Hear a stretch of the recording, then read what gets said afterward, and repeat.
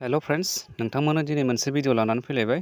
स' बिदिब्ला नोंथांमोना भिडिअखौ नायलांदो जोबजासिम आरो चेनेलाव गोदानफोर हाबफैदोंब्ला चेनेलखौ साबस्क्राइब खालामना लाबानो जाबाय, लोगोसे बेल आइकनावबो थुना होबानो जाबाय। जेब्ला आं गोदान भिडिअ आपल'ड खालामगोन अब्ला नोंथांमोननिसिम नटिफिकेसन मोनहैयो। स' लोगोफोर, नोंथांमोनाथ' मिथिखाबाय जानांगौ थाम्बनेल आरो टाइटेलाव नुनानै आं दा मानि सायाव आपडेट लानानै फैदों। बिदिब्ला नोंथांमोना भिडिअखौ नायलांदो जोबजासिम। आं भिडिअखौ स्टार्ट खालामसै लोगोफोर। जों दा फार्स्टआवनो थांसै गुगोलाव थांसै लोगोफोर। गुगोलाव आं डाइरेक्ट थांसै।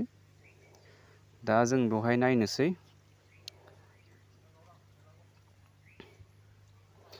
दा आङो गुगोलाव हाबबाय लोगोफोर। दा बेवहाय आङो बिनि आय'खौ नायनोसै लोगोफोर। आं दा नोंथांमोननो लाइभ देखायदों बेखौ दा आं गुगोलाव हाबनानै दं दा लोगोफोर। दा बेवहाय आङो बे YBY फान्डनि माबाखौ नायनोसै आरोना, माखासे इनफरमेसनफोरखौ। दा जों बेवहाय मा खालामनांगोन, YBY नि नामखौ होबानो जाबाय आरोना, YBY ओमफ्राय फान्ड FUND फान्ड लिरबाय दै लोगोफोर। दा बेनि उनावहाय नैबेयाव सार्च खालामबानो जाबाय। नैबे मोनसे सार्च गथा ओंखारदोंना, बेवहाय क्लिक खालामसै। दा आं बेवहाय क्लिक खालामबाय लोगोफोर। दा आंना नेटआ एसे स्ल'। दा बेवहाय लडिंआ जाखांबाय।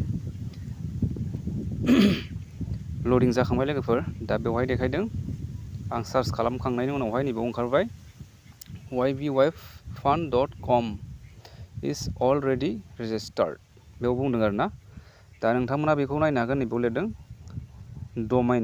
डमेन्सआव नायो लोगोफोर, बेखौ सार्च फर डमेन्स नोंथांमोनाबो नायनो हागोन बेखौ जुदि नायोब्ला गुगोलाव हाबनानै।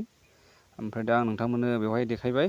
दाना बेवहाय लिरदों YBYFund.com is already registered होनना बुंदों आरोना बेयाव। दा बेसेबां सैथो बेसेबां सैथो नङा बेखौ आङो मिथिया जाहैबाय। दा बेवहाय आङो सार्च खालामनानै मोनदों। दा जेनेबा नोंथांमोनाबो नायनो हागोन आरो बेखौ। दा आं बिनिफ्राय एसे इम्परटेन्टखौ होनोसै नैबेवहाय। दा बेवहाय लिरदों आरोना माखासे आरोबाव। आं स्क्रल डाउन खालामगासिनो दं, नैबेयाव नोंथांमोनाबो नायनो हागोन। बेवहाय लिरदों रेजिस्टार्ड इनफ'। दा बेवहाय नामफोरखौ नायनो हागोन, alibaba.com Singapore e-commerce private limit referral URL। ओमफ्राय नोंथांमोना बेफोरखौबो कपि खालामनानै माने बेलेग वेबसाइटआव नायनो हागोन आरोना, बेनि माखासे डिटेल्सफोरखौ। बेवहाय ओरै सेराबानो कपि जायो लोगोफोर। बेखौ ओरै कपि खालामदो, ओमफ्राय ओरै खालामनानै बेलेग पेजआव थांनानै नोंथांमोना बेखौ लिंकखौ थुनानै सार्च खालामबानो जाबाय। बिनिबो माखासे नोंथांमोना इनफरमेसन मोननो हागोन। ओमफ्राय दा नै इम्परटेन्ट माबाया डेटआ नैबेनो।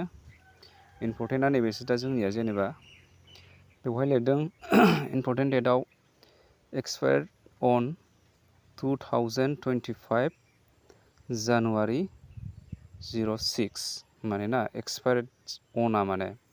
ओमफ्राय बेवहाय रेजिस्टार्ड जानाया जादों 2024 जानुवारि 6 माने रेजिस्टार्ड जादों आरो बेयाव लिरनाय हिसाबै जायो लोगोफोर। ओमफ्राय बेवहाय आरो मोनसे खोथा बावदों, आपडेट अन।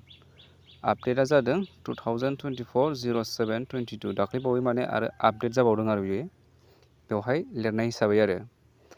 दा बेखौ आङो बुंजोबनो हाया बे रियेल ना फेक, खिन्थु बेखौ आङो बेहाय मोनदों आरो डमेन्सआव सार्च खालामनानै मोनदों।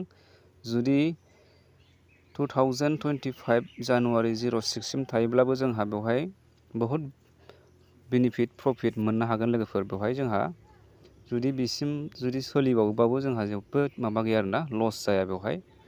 दा आं बेखौ नोंथांमोननो लानानै फैनाय जादों आरोना आपडेटखौ लोगोफोर।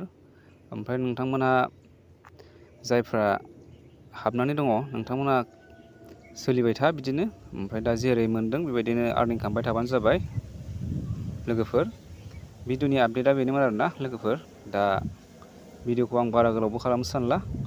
दा नोंथांमोनाबो जुदि बेखौ नायोब्ला नोंथांमोनाबो सार्च खालामनानै नायनो हागोन। नैबेनो alibaba.com Singapore commerce private limit. ओमफ्राय जोंना इम्परटेन्ट डेटआ नैबेसो। कमेन्ट्सआव सोंहरबाय थानायखाय आं बे भिडिअखौ लाबोनाय जादों लोगोफोर। बेसे गोबाव जोरबावगोन, बेसे गोबाव थाबावगोन होननानै सोंहरबाय थानायखाय आङो बे भिडिअखौ आपल'ड होनाय जादों। दा नोंथांमोना बेयाव नायनानै लाबानो जाबाय। आं बेवहाय नोंथांमोननो होखानाय जाबाय। दा बेसेबांसिम सोलियो बेखौ आङो गेरेन्टिबो लानो हाया, बुंनोबो हाया लोगोफोर। दा जायफ्रा आर्निंआ मोजाङै सोलिगासिनो दं, सोलिबाय थाबानो जाबाय आरो। स' दिनैनि भिडिअखौ आं बेखिनियाव दोनसै लोगोफोर। भिडिअखौ नायनानै मोजां मोनदोंब्ला लाइक कमेन्ट शेयार खालामना होबानो जाबाय। दिनैनि भिडिअखौ आङो बेखिनियावनो दोनबाय। गोजोन्थों। बाय बाय।